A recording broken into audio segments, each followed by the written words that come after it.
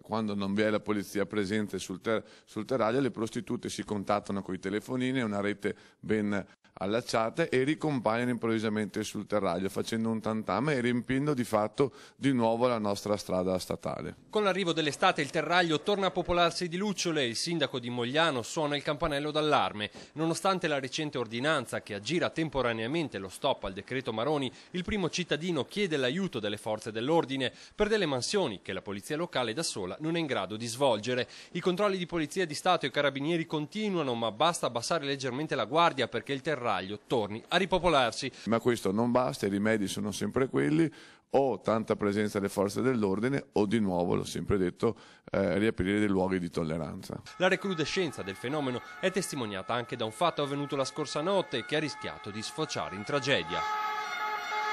Una giovane prostituta nigeriana, nel tentativo di fuga durante un controllo di polizia, è rimasta infilzata sulle sbarre acuminate di un cancello che stava tentando di saltare. Il fatto è avvenuto a Frescada di Preganziola, all'altezza dell'incrocio del terraglio con via Battisti. Alla vista della volante, la ragazza 21enne, assieme ad altre 2 lucciole, ha provato a scappare. È riuscita a saltare diverse recinzioni di case e giardini, ma l'ultimo ostacolo è rimasta con una gamba conficcata sul cancello. La prostituta è stata curata al pronto soccorso. Nei suoi confronti è scattata una denuncia per resistenza. Verrà accompagnata in un centro di identificazione, essendo clandestina sul territorio nazionale.